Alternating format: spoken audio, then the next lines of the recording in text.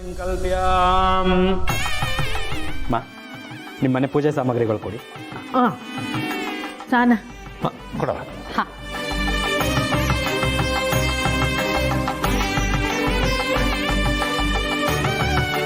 ಇದೇನು ಪುಟ್ಟಕ್ಕ, ಪೂಜೆಗೆ ಜೋಡಿ ಕೈ ಇರಬೇಕಲ್ವಾ?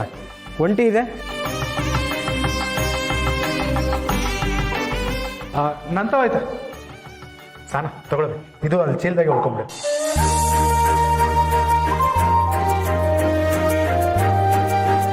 ಅವೇ ಆತಗೆ ಎಲ್ಲೂ ಜಾಗ ಇರಲಿಲ್ಲ, ಅದಕ್ಕೆ ಇಲ್ಲೇ ನಿಂತ್ಕೊಂಡೆ. ಅವೇ ದೇವಸ್ಥಾನಕ್ಕೆ ಬಂದು ಯಾರ್ಯಾರು ನೋಡ್ಬೋದು, ದೇವ್ರು ನೋಡು.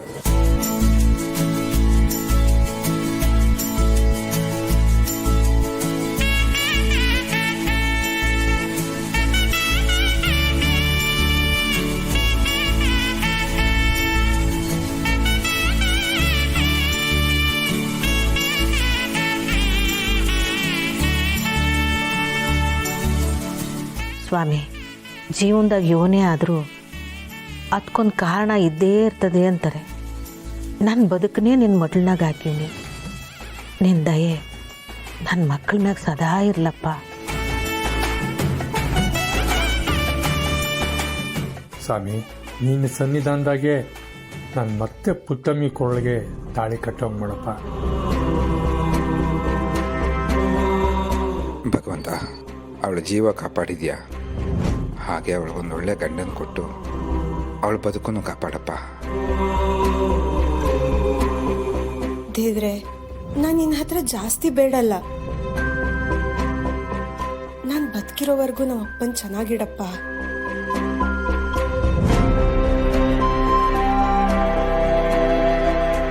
ಸ್ವಾಮಿ, ನಮ್ಮವ್ವ ನಮ್ಮ ಮೇಲೆ ಏನೇನು ಕನ್ಸಿಟ್ಕೊಂಡಿದ್ದಾಳೋ ಅದೆಲ್ಲ ನನ್ಸ್ ಮಾಡೋ ಶಕ್ತಿ ಕೊಡಪ್ಪ. ಅಪ್ಪ ಭಗವಂತ, ಈ ಕಿತನಾದ್ರೂ ನಾನು ಯಾವುದೂ ಬಾಕಿ ಉಳಿಸ್ಕೊಳ್ದೆ ಎಲ್ಲ ಒಂದೇ ಕಿತ ಪಾಸ್ ಮಾಡೋದು ಮಾಡಪ್ಪ. ದೇವ್ರ, ಇವತ್ತು ನಿನ್ನ ಕಲ್ಯಾಣೋತ್ಸವ, ಇನ್ನೊಂದು ವರ್ಷದಾಗೆ ನಮ್ಮದು ಸಾಲದು ಕಲ್ಯಾಣೋತ್ಸವ ನಡೆಯಂಗೆ ಮಾಡಪ್ಪ.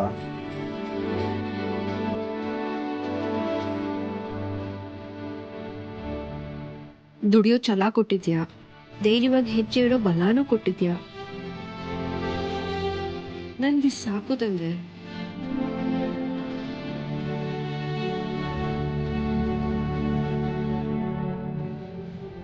ಈ ಸಲ ಕಲ್ಯಾಣೋತ್ಸವ ವಿಶೇಷವಾಗಿ ಕಳೆಗಟ್ತಾ ಐತೆ.